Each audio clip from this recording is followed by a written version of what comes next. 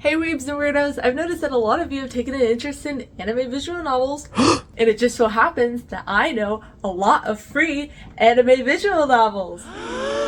We're gonna start off with the more obvious and popular examples, and over time it's gonna go into more obscure and some of my own personal favorite games that I really like. For those of you who are new to the anime visual novel genre, a very popular example of a free visual novel game that you can play is Doki Doki Literature Club. You guys who already know what Doki Doki Literature Club is, just skip to this time. But for those newbies, hi! It's one of the most popular Western examples of visual novels ever. Doki Doki Literature Club is basically a yandere type dating sim. You probably have already seen promotional images and stuff for it. I really like it. It does cover certain themes like mental health stuff that you need to be prepared for or warned for before getting into it. I feel like it's a good entry level visual novel for those who want to get into more horror visual novels. So these two examples kind of go hand in hand because they're made by the same people and they have the same aesthetics, which is Crush Crush and Blush Blush, okay? It is a little strange. Well, it's not weird and like inappropriate weird, it's weird and like a bit cringy weird, but for a freely available visual novel, it's a romance visual novel, who's complaining? The story is basically the main protagonist romancing multiple different women, and so it's literally every otome dating sim game ever, but the aesthetic's really cute. It's an anime style that looks very soft, shoujo? Blush Blush is kind of the male version of that, where instead of, romancing a bunch of female characters, you're romancing a bunch of male characters. Except this time, they're under some weird curse that turns them into animals, and by romancing them, the curse ends up breaking, but it's still a little strange. At least it's not as bad as that one horse dating sim. I'm pretty sure that one's free too, on like an app or something. I don't really recommend that, but my friends like it. But yeah, Crush Crush and Blush Blush is considered pretty popular, especially since big creators such as like Markiplier has played these games. For those of you who love raunchy humor, Class of 09 has a freely available demo. I'm sure you've seen clips on TikTok. I'm sure you've seen snippets on the internet. Obviously, you do have to pay to play the full game. On a more comedy, slice of life side of the visual novel world, there is Purgatory. You're basically just spending time in purgatory where, nothing really matters, nothing's too serious. It's really cool because you meet a bunch of characters. They're very, how do I explain this? They have aura. The art style is very simplistic, with just basic lines and simple colors. Purgatory is perfect for if you want something more casual. There is this one game dev that I am personally a huge fan of. I'm not really sure how to say her last name, but her name's Angela He, I think, or Hey, or something like that. I love her games. They're really good. Specifically, I'm going to be talking about Miss Messages. She has multiple different types of games freely available. She has some that you have to pay for, but they're usually like pretty low price. When she made certain games, she was a student in game development, and so a lot of them are either really cheap or free. Miss Messages, though, it tackles certain topics like mental health problems, and I really love Angela's games because they're all about queer relationships, or they have trans characters in it without making it all about the fact that they're trans. And so it's really nice having that representation. The best thing about Angela's games is more of the storytelling and the art than the intricate gameplay. You have to really be one of those people who are in it for the story.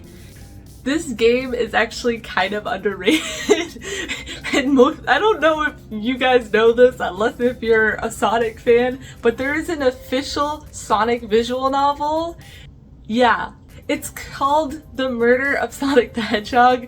Don't worry, he doesn't actually like die. So what happens is that it's like Amy's birthday, and the plot is that it's kind of like she wanted a Clue themed birthday, like a murder mystery themed birthday, but then what happens is that Sonic actually gets hurt, and they're like, oh my god, what happened? And so they're investigating it and all that for serious this time because someone actually ended up getting injured, and so everyone's worried. It's really nice, it's really cute, very PG. It's really nice compared to the different types of visual novels that you've seen out there. It's not necessarily anime, but like, it's still really cute. I've dabbled in the Sonic fandom, and so it has a special place in my heart. Maybe you like it, you should try it out. But it is very linear, there's only one ending, and it's not multiple endings or multiple choices really. It is worth your time, it's free, you know?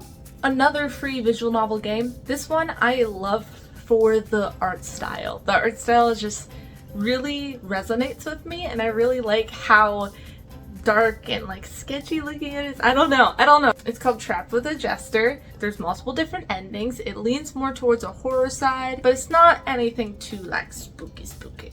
But it's really cool because I don't really know or think that it will take like a super uber long time to get through the game. If you want to kill like a couple hours, it's a nice way to kill time. The name is kind of self-explanatory. You're basically trapped with a jester, and you're either trying to escape or talk with him or other stuff. You wake up hazy and you're like, I don't know what happened, I don't know why I'm here. The usual amnesia horror plotline. This game's story plotline is actually really cool. It's kind of like sci-fi horror meets romance.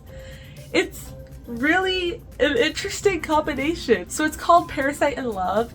It's sort of a yandere in a sense because there's this, you get infected with a parasite and the parasite's in love with you and then wants to have a whole family with you, even though the longer that the parasite infects you, the faster you're gonna die. And so it really, your lifespan is only a very short amount of time, but that parasite wants to spend that short amount of time with you. There's multiple endings and multiple different routes you could go on, and so you could either be like, yo, I don't want you, I want to live, or you could be like, okay, I'll die for your love. It's strange, but it's very original compared to a lot of different yandere romance plotlines out there. This is a game that I personally love that I've never seen any fan base on before, which is called Witches X Warlocks, or Witches Warlocks. I don't know if the X is silent. Witches and Warlocks. It's one of the only games when I played it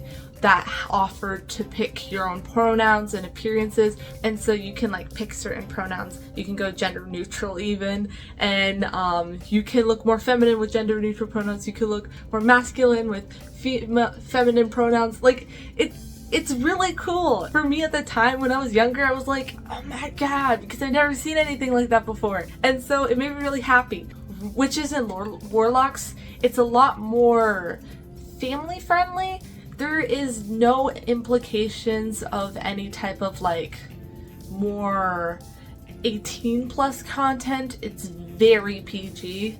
It still has a special place in my heart, especially magic plus romance is such a beautiful combination for me. It's one of my favorites. I don't know what to say without spoiling it. I definitely know that there is some characters that are like different types of fantasy creatures, makes things more interesting, and you can keep replaying it to get different character stories, and so you get a lot of playtime out of it. The one thing that I love about the internet is the endless amount of fan content out there. One of those including fan-made games, specifically visual novels, for series that you won't even expect to have visual novels. I'm not going to go into detail of plot stories and stuff, but I will name to you multiple different fan-made game visual novels that you could play on itch.io or any other free game platform,